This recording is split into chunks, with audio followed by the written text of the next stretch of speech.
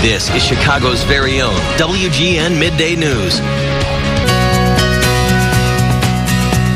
In today's Your Money Matters, the do's and don'ts of real estate investment, Lee Kiser is here from the Kiser Group. Lee, thank you for coming in. Thanks, Steve. I got to believe this is a historic opportunity for anyone wanting to get in on the ground floor to maybe become the next Donald Trump. It is a great time. Values are at historic lows right now. Yeah. How low are they, and what's it like getting in?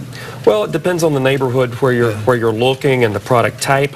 But you'll see discounts as low as 20% on up to 50-60% of where they were trading 4 or 5 years ago. Right. I know you've got some do's and some don'ts. Let's start with the do's. I know you feel like it's important to do your homework on the location, the particular area you want to invest in. Absolutely. Walk the area, especially at night. Pull police reports. Make sure you do your homework on the area where the property is located. Sure. And once you feel like you want to get into this, I guess the first thing you've got to do is get a broker, right? Absolutely. And a lawyer and all that, right? Yes. If you're sick, you can go online and diagnose yourself, but you're still going to hire the right healthcare professionals.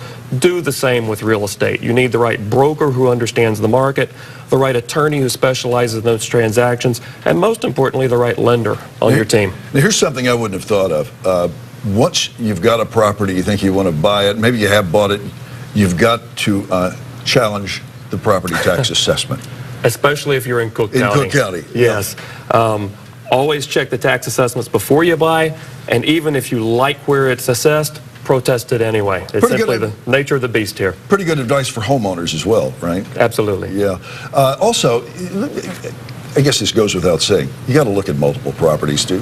I would think to at least gain some intelligence, establish a frame of reference as to what's good, what's not. Few of us are lucky enough to marry our first date. Yeah. So it's important to get out, look around at lots of different properties so that when you see the right one, you recognize it. And that's where trusting your instincts comes in, right? You have a good feeling about something, then your instincts are good. They're finally honed. You want to go with it, right? If you've done all of the other do's, trust your instincts. Especially in investment property. You will see what you can do with the property, where you can drive rents, and that's very important. Okay, let's directly contradict ourselves now because we're going to talk about the don'ts. Don't get emotional. Don't fall in love with the property you see, the first one at least. Especially with rental investment property. It's not about whether or not you personally would live there. It's about, does the business make sense? Well, is there a formula for figuring that out once you've bought something or you think you want to buy something, just trying to figure out if the numbers are going to work out? Yes. Make sure that you understand what you can do with rents in the building, meaning how far you can push the rents. Make sure you have a real handle on the expenses of running it and not just the utilities and insurance. Make sure you know what the operating expenses on an annual basis for the property are. There are formulas for that, right? Absolutely. And if you're using the right broker, again, one of the right professionals, that person can lead you through all of that criteria. I gotta believe Murphy's Law applies, it applies to everything, life, but it also applies to commercial real estate investing, right? It's absolutely. Yeah. You've got to plan for the unexpected. Yes, don't think any property is perfect. Make sure that you have a contingency fund for the unexpected.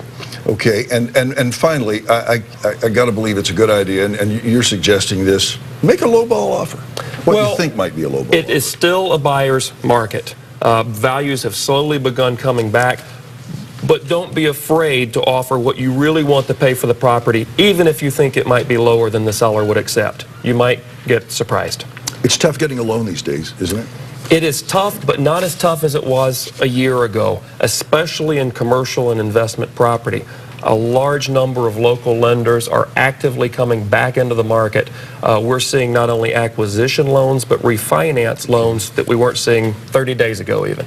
A lot of wisdom there, Lee Kiser. Thank you for what could be a very rare opportunity to get into commercial real estate. Thank you so much. Thank you. If you want to learn more, you can check out kisergroup.com for a link. And if you want to watch the segment again, just log on to WGNTV.com/midday.